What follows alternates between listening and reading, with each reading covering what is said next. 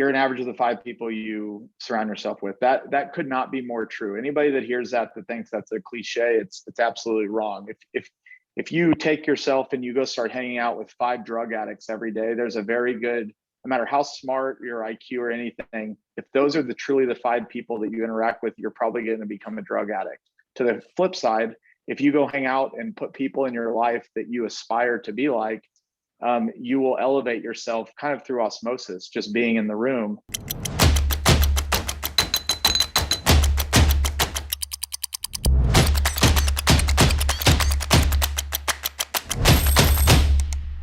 Welcome to Monumental, everybody. I'm your host, Evan Holiday, and today we have on the show with us Mr. Chris Powers. Chris, how you doing, man? I'm doing great, Evan. Thank you for having me today. Yes, really excited to have Chris on the show.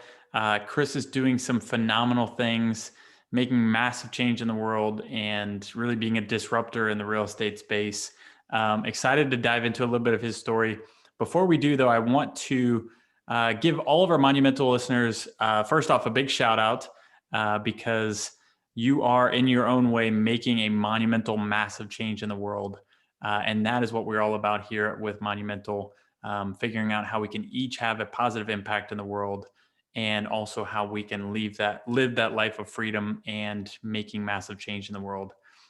So with that, if you're listening right now, if you could go subscribe, rate, and review today's podcast on Apple Podcasts or wherever you're listening, that really helps us grow our audience and really helps us grow the mission of what we're doing here with Monumental, and helps share the story of people like Chris Powers, who are just crushing it and doing amazing things.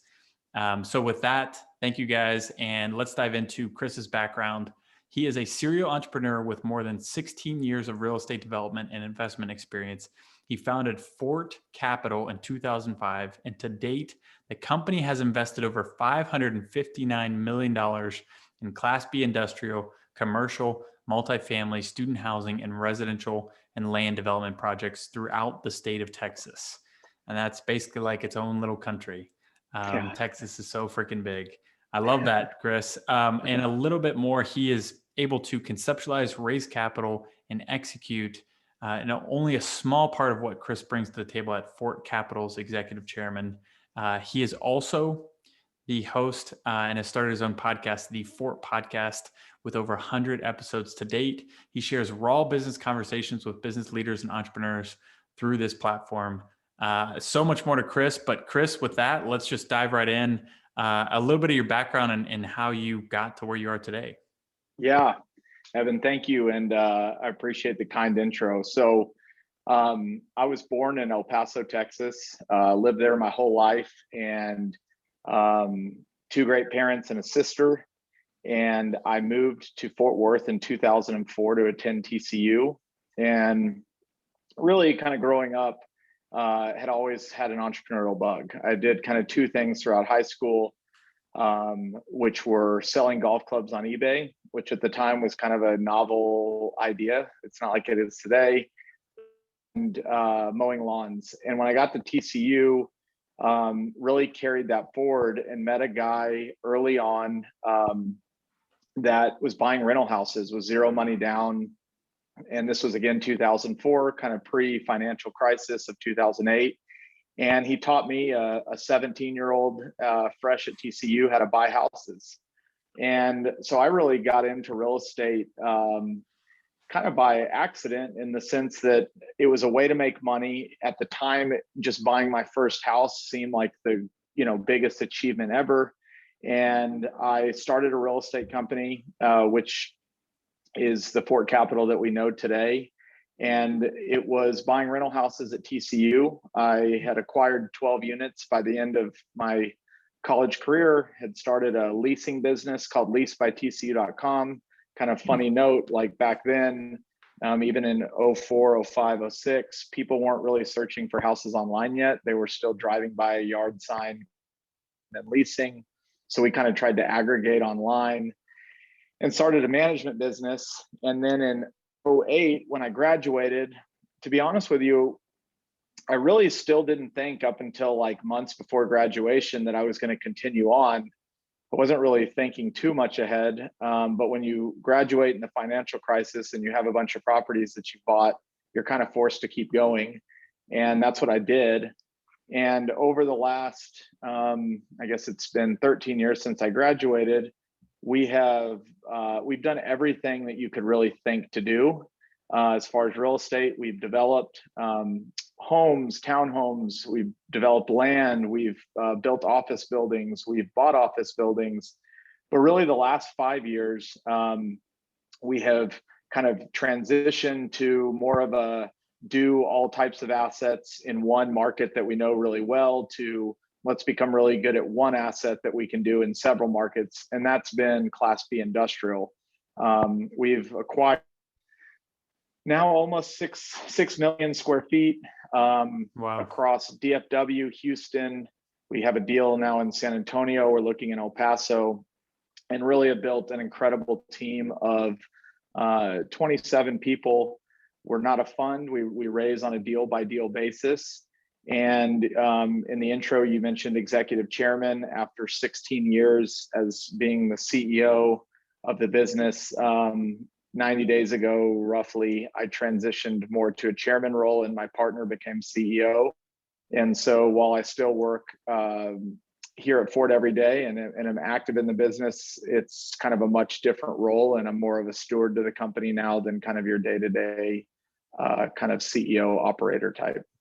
Interesting. So how many years did you say? 15 years ago? Yeah, I guess 2005 to 16. 2000, so 16 years. Yeah. Wow. So what made you want to switch from the CEO to the chairman role? Yeah, it's a great question. About 2 or 3. So once I think what most founders might tell you, and as companies grow, you kind of go from doing the things you started doing in the business, which were finding deals and executing deals and kind of the day-to-day grind, that starts to wear off over time, and you become more of a manager of people, a builder of culture. You kind of start doing things in the business that have nothing to do with real estate to some degree. Obviously, developing business and things like that are important, but I just kind of hit a roadblock a couple years ago where I just wasn't being fulfilled every day. And at the time, I didn't know why.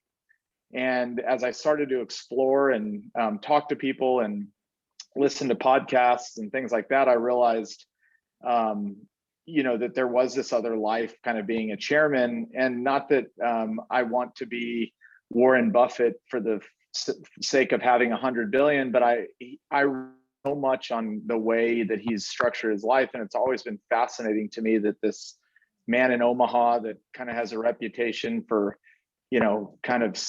reading all day and playing bridge with Bill Gates, had all the time to build this massive, almost $1 trillion company of businesses. And really what he's a master at besides investing is just delegating. Yeah. And I started to really think about, well, maybe I shouldn't be the CEO. I can still be the owner and a great steward to the business. And once that kind of clicked, my partner and I spent the last 18 months kind of teeing up that transition, how it would work, and met with, we hired an executive coach and met with a lot of people through YPO and decided to do that. And that was, again, just, I felt like I had taken the business as far as I could with my skill sets, and that for the business to kind of flourish going forward, I call it like a boring business. I don't mean that in a negative way, but an established company starts to get more boring. You do the same things every day. You're incrementally improving a little bit, but there's not that big, exciting, day by day kind of from the early days. And so I felt like, as a good steward to the company, the best thing I could do for the business was to transition. And my partner thrives in the role that he's in now. We have complementary skill sets. And so that's what I did. I love that. I love the long-term thinking and mirroring those ahead of us that have been successful at, basically, like you mentioned, Warren Buffett, and figuring out, how can I set up a life where I'm living my life on purpose, with intention, the way I want to live my life, and in feeling fulfilled every day. And and how can I, at this point in time, at this stage in the life, how can I remove myself from the business? And so segueing into that, what does your day to day look like now compared to when you were in the business? Yeah. So, well, you kind of mentioned I had started a podcast, which I can get into in a little bit. Started that 3 years ago. But right now, my day to day at Fort is supporting our CEO and my partner. Jason is really thinking kind of in big, kind of longer visions for where we can take the company, and really just being a business development role and kind of still kind of raise equity, or I'm kind of associated with that process. But I know I have a skill set in being able to bring business into the company. I kind of joke, I want to be able to bring it in and then hand it off, not bring it in and then Yeah. work all the way Get through it it. closed. Yeah. And we built an amazing team that can handle the business once it's brought in. So that's kind of my day to day at Fort. There's days that I don't have much going on, and then there's days where I'm a little busier, but the goal is over time to do less and less, not more and more. And ironically, um, it's not what we think, but the less data in the day to day I get involved, the business has continued to kind of accelerate and flourish. And I think there's no coincidence to that. That's just kind of what happens. And yeah, that's kind of where we are today. That's really interesting. So, do you plan on, like, as part of your vision, do you plan on always being involved in Fort and then looking at other businesses to be involved or starting, or is it just focused on Fort? And then tell us a little bit Great more about question. that. Yeah, I think the other thing I did mention is just kind of maintaining the culture. We've built an incredible team and culture, and I work with Jason behind the scenes to kind of keep the integrity of our culture and our people intact. I think the longer term vision would be within a year or two, to very much have my roll down to maybe one day a week at the most. And I think everybody says one day a week, like maybe that's one day a week of meetings or things of that nature. I will always, again, I think it goes back to the founder. Harvard's done a lot of this, the founder dilemma. This business to me is like my firstborn child in a lot of ways. It's my Yeah. baby. And so what I tell people is I love it today more than I ever have. And because I love it that much, I've realized I need to get out of the way. And when you hire great people that want to make impact, that want to do great things in life, you got to get out of their way. People that want to make a huge difference don't want a lot of roadblocks. And what Yeah. you find in a lot of founders is because they kind of get to that point where they don't know what to do, they just start becoming a roadblock, thinking that they're providing value when maybe they're not. So longer term, I think the entrepreneur in me thinks I have a few more good ideas in me. But at this moment, I want to spend the next 1 or 2 years really learning what it's like to be a chairman and an owner. I think that's a whole nother learning experience, because my tendency, if I see something, is to say something or to do something. And to be a great chairman, you have to pass off the role to the CEO and let the CEO be the CEO.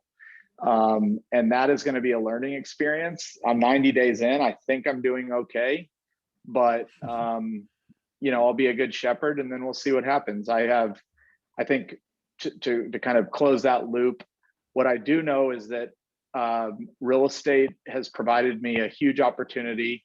I know a lot of people in the industry. I know a lot about the industry in all different facets. And so anything else I go do in life, I want to use the leverage that I built here in my next thing, so that I have a competitive advantage kind of starting out. I love that. Well, I love your philosophy on, basically how you're still giving back to the company, but also figuring out what the next step is, and how you can leverage what the skills, the relationships, the network that you've built up to take that into the next venture. Yep. And also you mentioned quite a bit about culture building, how important that is, and also managing people and helping people grow. and also ultimately getting out of their way if they're really great and talented people. Um, and and I love that your company's dedicated to people maintaining a healthy and collaborative, culture. How did that come about, and was that intentional from the beginning, or was that part of a process? So it's kind of funny when people ask me like what my dream is, and I don't exactly know how to think about it, but I would like to be a holding company of some sort. I would like to be in different verticals, and really, what I really want is to be around smart people that are ambitious all day. Yeah. That's where I thrive. That's why I have a podcast. I love kind of being in that moment. And so I don't know, I picture myself walking down the halls, and maybe I'm in the real estate department one day, and we have other kind of verticals that we've gotten into. But your culture is everything. And I didn't know that originally. I knew I wanted to work with smart people, but I just kind of thought, oh, everybody will just arrive and they'll just kind of do what I think. And what you Yeah. realize is Right. like having a It's culture, super easy. yeah, it's super easy. Everybody will get it. Yeah. And I think culture is, if you're in business school or coming out of college, you just think of it as this word in your textbook, Yeah. but it's Buzzword. something you fight for every single day. And one person can change a culture dramatically. And so, I always tell people, your culture is what you're willing to accept in your business. It's not the top of your business, it's what you're willing to accept at the bottom. And what you find in companies that don't work out long time is that bottom keeps getting lower and lower. They keep accepting less and less. And to maintain a great culture, that bottom bar needs to keep raising. And you need to be relentlessly focused on not compromising what that is. And so, and the truth is, if you can get it right, and I'm not saying we've got it right, you're always working on it. Great people want to be a part of a great culture. And so if you can't get great people to show up and last very long in an organization that doesn't focus on that. And if we were to relate it to like sports, Alabama wins the national championship every year, not because they're using the same players every year, but because they have an amazing culture and way of doing things that makes great people arrive, and not only arrive, but then flourish once they're there. And that's how I kind of think about it. That's awesome. Uh, do you have any guideposts or mentors or companies that you look up to in your process of building a really great quality team and a great quality culture? I don't want to keep going back to Buffett, because I know he's the easiest one to kind of pick on, but some of the things about him are, they call it the web of deserved trust. And he buys businesses, leaves the CEOs intact, and lets them do their thing. And so when I think about that going forward, is I don't want to be a person that is getting in the way of great people. I want to be the person that, one, can get them to arrive, but two, provide them opportunities to kind of go the distance. And so whatever I get into, I'm very aware of that going forward. I can't say I was always aware of that, but it's just fascinating to me, the way that they have done things. And you just see it around. There's no company that's at the top of their game that doesn't have amazing people excelling and doing really well in an environment that people really want to work out long term. It just like doesn't exist. And in today's modern age, where there's a lot more transparency, and you just can't run things like a dictator anymore. And if people aren't treated right, they're going to leave. They have options. And so maybe the easiest one is to go on Berkshire, but it's more for the reasons of how Warren has thought about trusting great people and truly trusting them and letting them run. I think the thing that's easy to say is, I'm going to trust you, but it's hard to say, I'm going to trust you up until you do this one thing, and then I'm in. And as soon as you kind of break that trust of, okay, he doesn't fully trust me because I just made a mistake and now he's involved, it takes a long time to regain that back. And again, that's where I really want to learn that side of the business.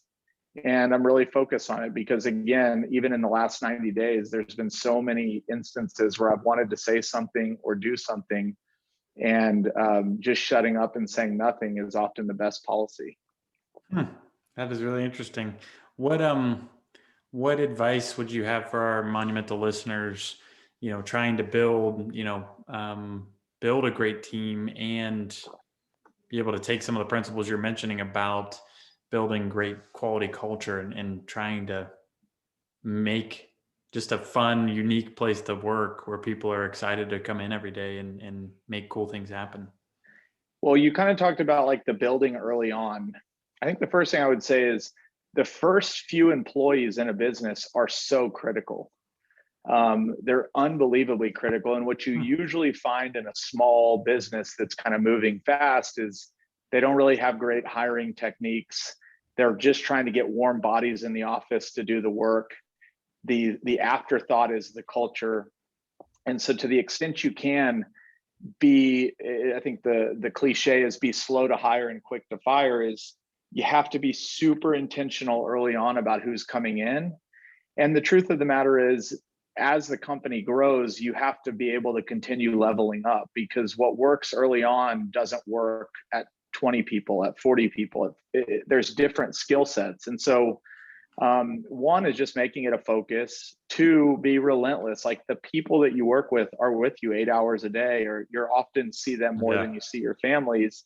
And I don't think people, especially first time founders or first time kind of CEOs, maybe they don't think about that as much. It's more like, hey, just come join the fight and we'll figure out the culture thing later. What they don't realize is the culture's created day one. You just don't Yeah. know it. And so it's just really intentional. And we've had a lot of amazing hires, and the team's in incredible shape. And early on, there were times where, we regretted who we hired. They weren't bad people as people. They just didn't fit what we were trying to do. And we didn't really know that until after. And looking back, it's probably something we could have known during the interview process had we been Yeah. more intentional about it. That's funny Sorry, you I'm going say to turn that. on my light. I'm listening. That's funny you say that, because I've definitely had that experience within our company where, we kept somebody here longer than we should have. And in hindsight, we should have noticed the signs in the hiring process, but we kind of overlooked them because we we're excited about certain aspects of this person. Um, and it's interesting how I like how you said like the culture really starts with the first hires. And that is so important because and especially because culture ultimately is just people and what people do and don't do as a part of Well, the that company and a part of the team. and that's business. Like you're in the development business, but all business really is a bunch of people doing things, and the output is your apartment community. The Yeah. apartment community doesn't arrive without all the people doing what they're doing. And so Right. um and I think I don't mean to keep bringing up cliches, but what you usually find with people, that if they're not working, I think the cliche is if there's any doubt there's no doubt, is early on that people that hang on to people too long because they think they're doing them a service, it's really a disservice to them, and it's a disservice to the business. Yeah. But look, the worst days that I've ever had at Fort Capital are when we've had to let people go. It sucks. I hate it. But it is necessary to create a great organization. And again, that goes back to what are you willing to accept? If you're willing to accept mediocre work and a mediocre attitude, then more people like that will keep arriving, because mediocre people doing mediocre work are okay hiring mediocre people that do mediocre work. That's really interesting. Yeah, and like you said earlier, it's really it's not what you expect, it's what you accept at the bottom end of the of the totem pole, I guess you want to call it. But I love the way you're looking at things. And as far as for our monumental listeners, as they're building their team around them, they're growing their company, they're growing their impact. What advice would you have for on the hiring process? Like how do you go about, like you said a lot of earlier entrepreneurs or leaders don't really have the tools or know how to correctly hire. How would you recommend? So I would write, there's a few things I'll just kind of go off the top of my head, is to the extent you can, I would do reference checks. Everybody shows up well in an interview, and resumes always look polished. Nobody puts their mistakes on there. The second, and this is, it's easy to say, it's especially early on, depending on what stage you are, but when you're hiring someone, if you just ask yourself, would I work for this person?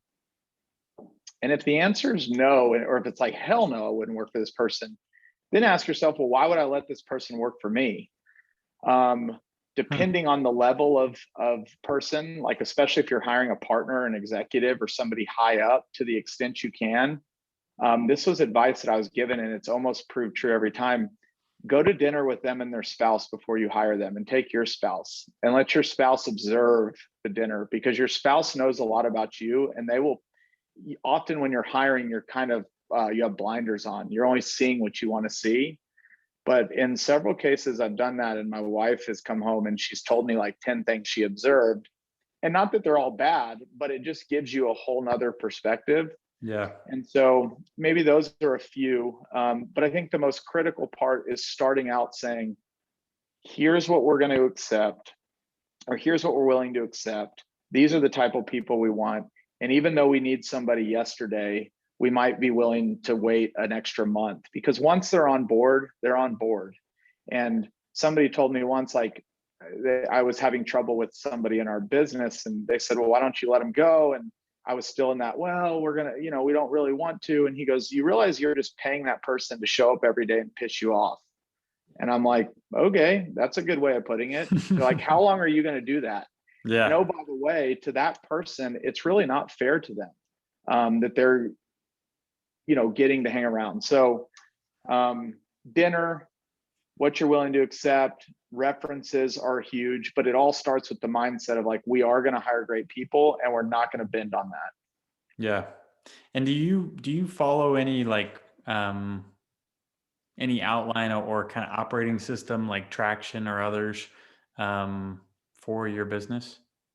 Yeah. So the EOS people will kind of hate me when I say this. So we are on, we were fully on Traction early on, call it 5 years ago. And then as we grew, there were things about Traction we loved, and we still do today relentlessly. But the only difference of what we did was, instead of kind of the rock system and the 3 year, rocks, 1 year, 3 year, Right. we moved more to a OKR goal setting method. So we still do L10s.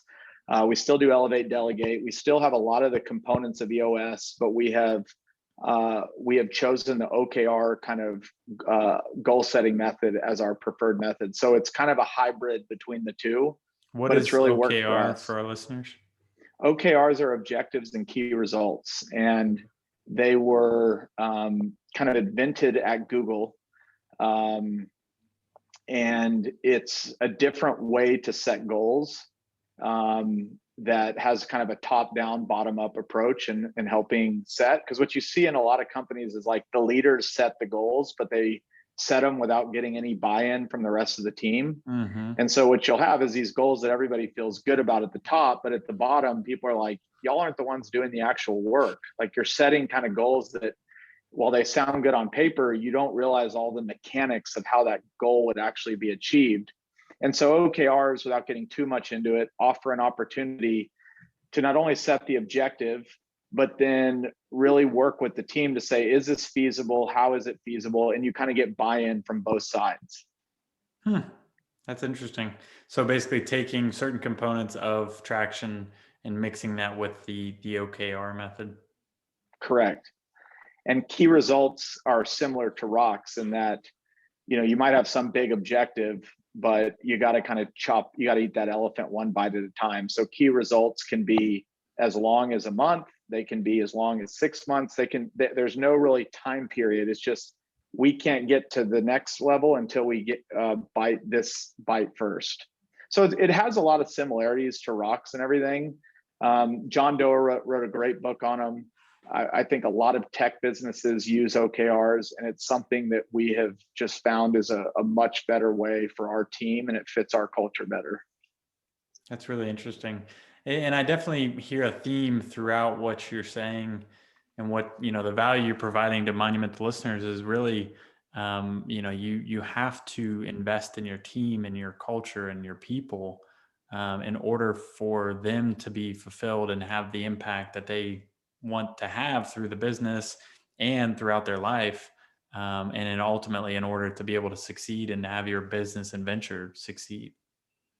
It's a lot like parenting. If you're some of your listeners are parents, is like your kids, the biggest impact on a kid's life, I think it's unequivocally, we can all say this, is how are they, who are their parents? How are they raised? What values are they given? And, we're dealing with adults in business, but it's very much a lot of the same concepts. You got to invest in these people and you got to put the time in, and they need to know it's genuine. And again, it's not like you invest in somebody for a day and you're good. It's an ongoing process forever. And that's how you hear these stories, that we read of the janitor that became the CEO. Well, the theme in that story is that person was invested in at every level. And not only were they invested in, but they're also obviously people that took the initiative to kind of run with that investment. And so it's a lot of work. And to be candid with you, just so I'm not sounding like I'm somebody that I'm not, that constant investment in people and managing of people day to day and accountability was really what fatigued me. I knew I could lead people, but the day to day grind of working with people wasn't my strength. And originally I was like, man, I'm just a bad person. I put a lot of shame on myself for that. Yeah. And in that 2-year process of exploring, what I realized is, no. There are people on this planet that love to manage people and love to work with them day to day. And so I just said, great, then I'm going to have somebody do that so that I can do what I'm better at. So, and I want to highlight, just because I find this fascinating, from the outside eye, it's like, wow, this is really, really impressive. Like you said, started at 17, the fort, and then you're now 34. Is that correct? So Yeah. 34, becoming executive chairman of your company. And how big is your team right now? You said 27? 27. So 27 people, and really what sounds to be firing on all cylinders, over $559 million in assets. What on top of the people, what else do you think has helped you be able to reach that level of success and achievement, in a very young age? So I'm going to take it back to people again, not just inside the business. You're an average of the 5 people you surround yourself with. That could not be more true. Anybody that hears that thinks that's a cliche, it's absolutely wrong. If you take yourself and you go start hanging out with 5 drug addicts every day, there's a very good, no matter how smart your IQ or anything, if those are truly the 5 people that you interact with, you're probably going to become a drug addict. To the flip side, if you go hang out and put people in your life that you aspire to be like, you will elevate yourself kind of through osmosis, just being in the room. And so a lot of it's been that.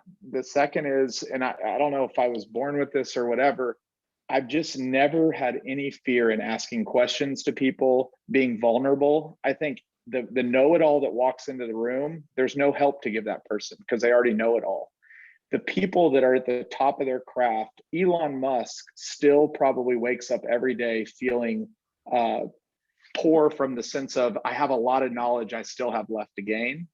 And so I think I've had a knack for asking questions and really putting like mentors in my life. And it was always an easy equation to me. It was like, that person's already done what I want to do. Now I need to find out all the roadblocks they hit and all the mistakes they made so that I just don't do them, or at least I'm aware of them. Yeah. And I think a lot of people are either they're scared to ask, they don't want to look stupid, maybe they don't know to ask. But unless you're going and doing something like going to Mars, most of the things that people are working on is something that somebody's already done.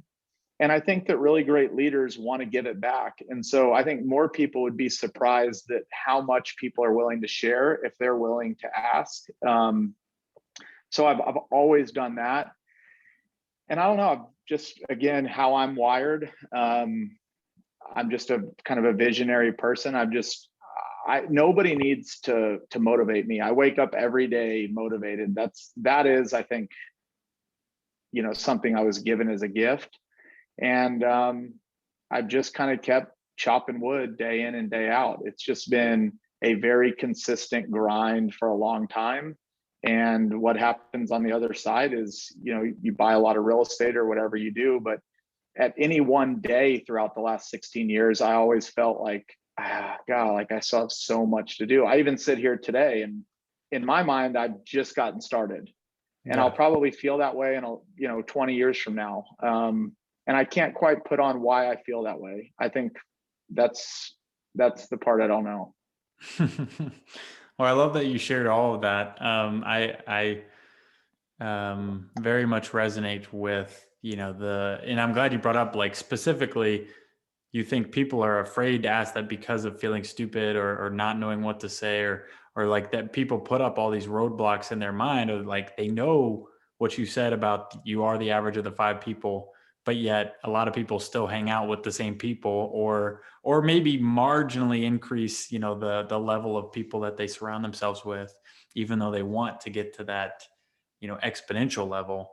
And I'm really glad you brought that up, because I think a lot of our listeners can gain a lot of value from that, of just saying, hey, how can I be a constant learner? How can I always be putting myself in the right rooms and in the right conversations with the right people? How can I find people who are, 3, 5, 10, 20 years ahead of where I want to be, and have already accomplished X, Y, and Z, and already done all the deals that I want to do, and have bought all the real estate and had all the impact and helped the community, and, given back to the cities, or whatever it is that you want to create.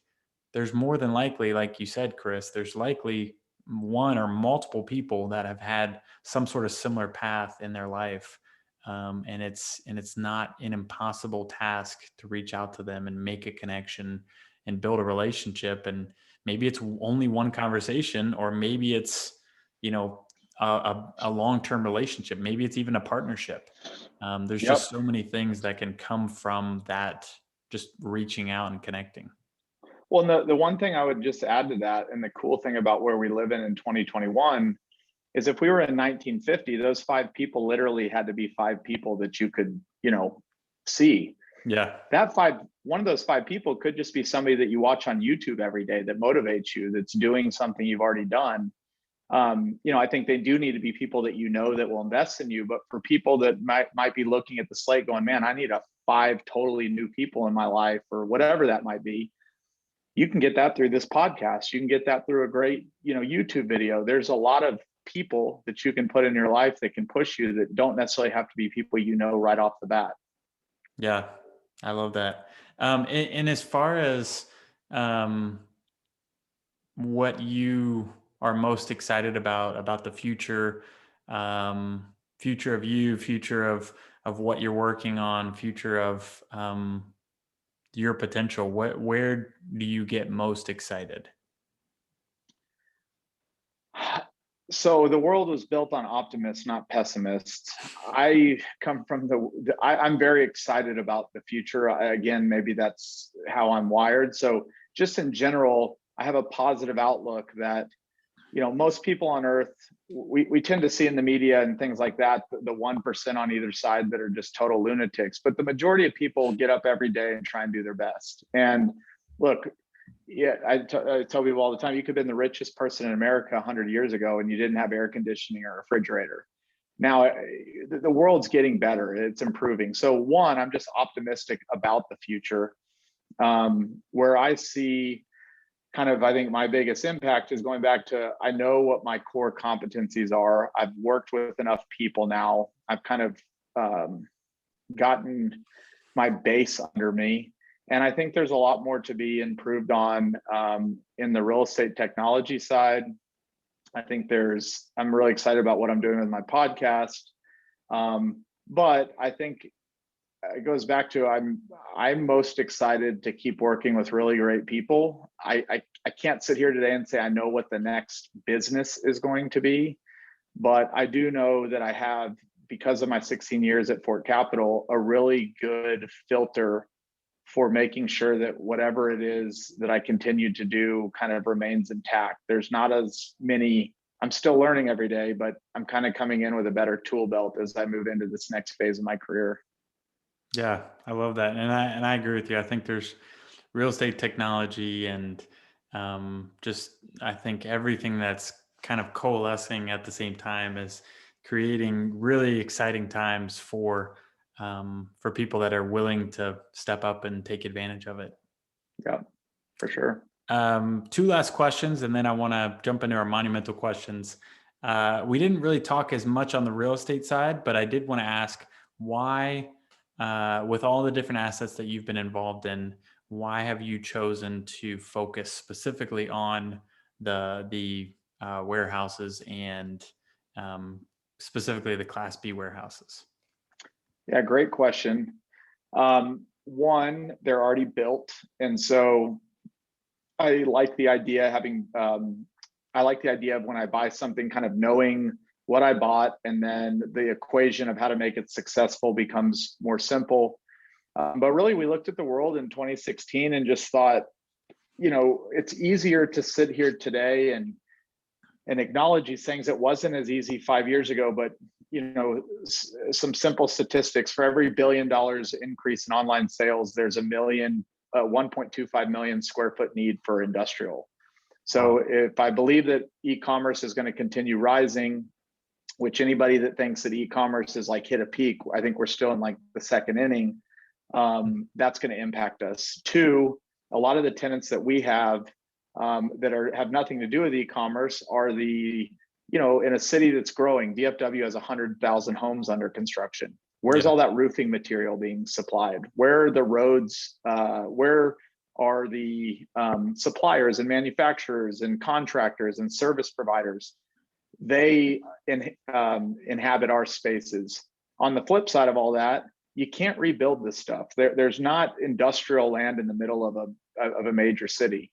And if there is a lot of land, it's usually for higher and better use.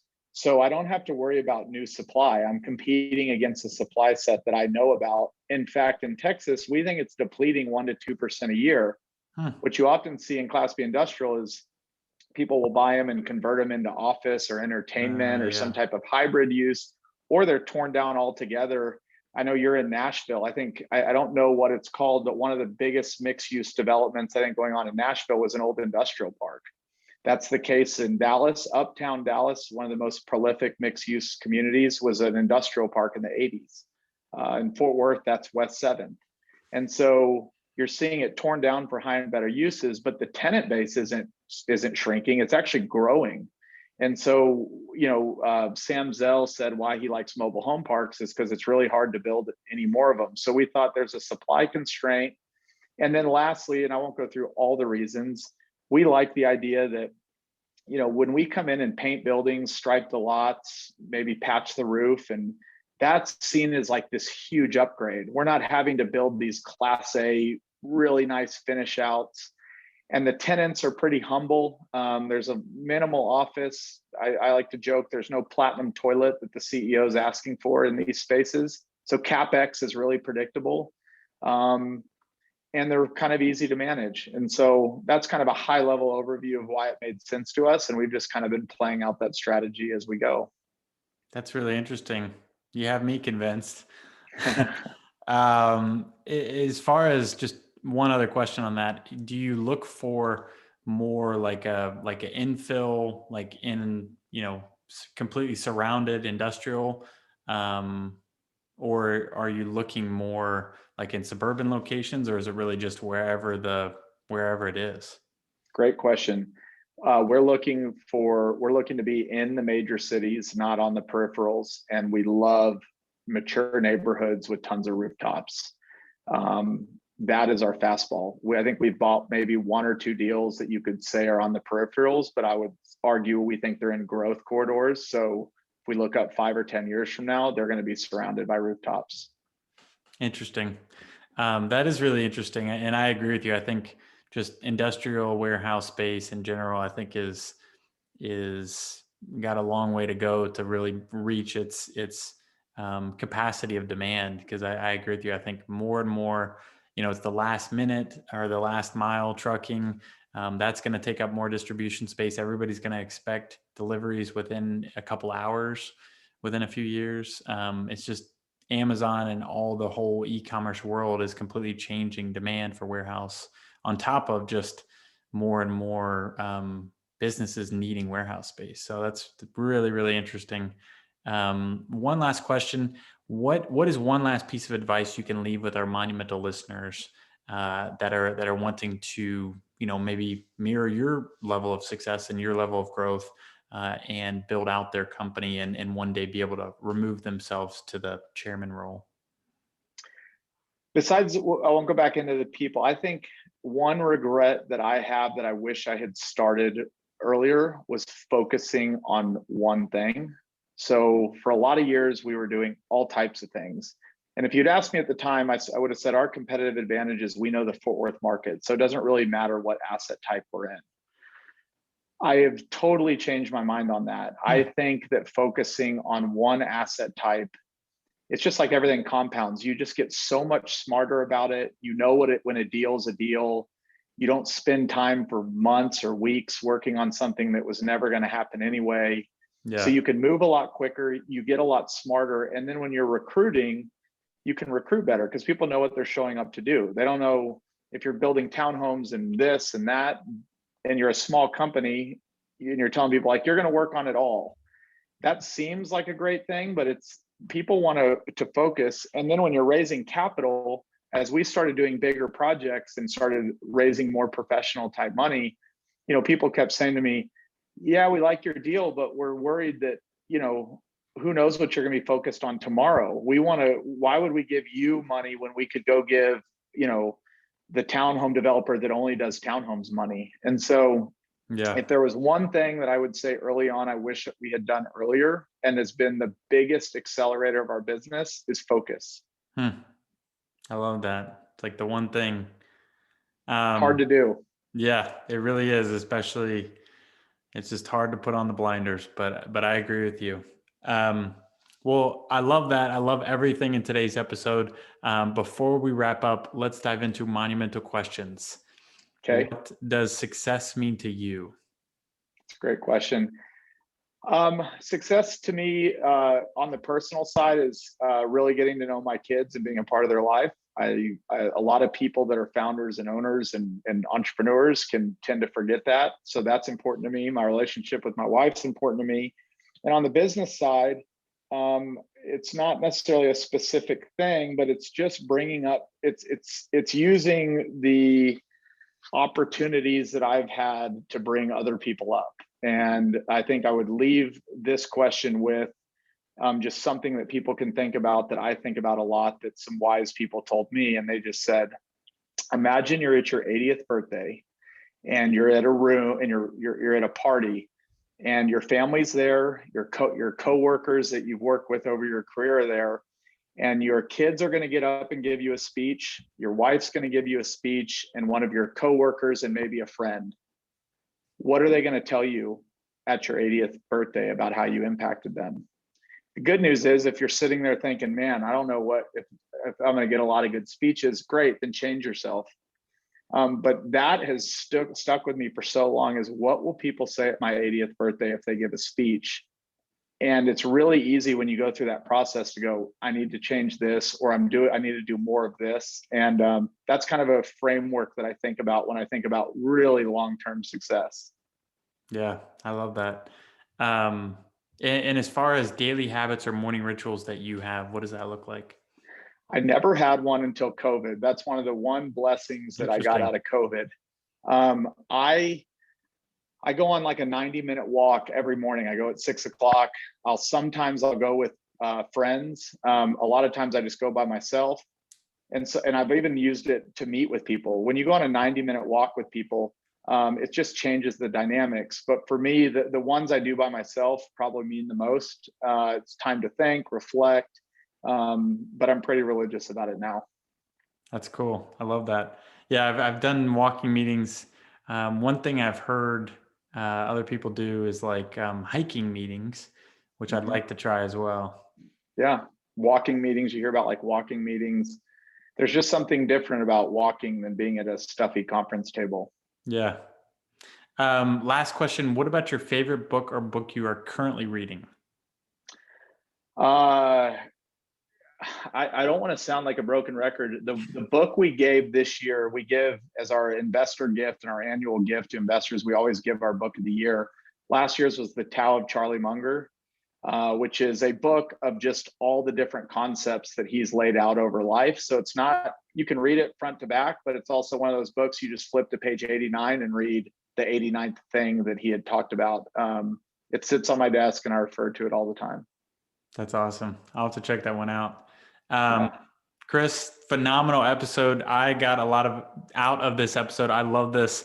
I love your story. I love your energy, your passion for people, building people up, building up great cultures and companies, having massive impact through that, finding your niche, staying in your lane, putting on the blinders, and so many other things that we got to dive into. So thank you for that, Chris. Where can our Monumental listeners follow you or reach out to you? Well, one, thank you so much. This was a lot of fun. It's fun to be on this side of the mic. The best way to find me is you can go to our website, fortcapitallp.com. I'm really active on Twitter at Fort Worth Chris, or you can check me out on my podcast, the Fort Podcast with Chris Powers. Yes. Thank you so much, Chris. Guys, take Chris up on that. He is sharing massive value. I personally got a lot of insights for Holiday Ventures and what we're doing with our company. So thank you for that, Chris. And guys, remember, if you enjoyed today's episode with myself and Chris, make sure to subscribe, rate, and review wherever you are listening today. And also, please make sure to share this on social media. Let other people know or text it to a friend. And guys, with that, have a monumental day.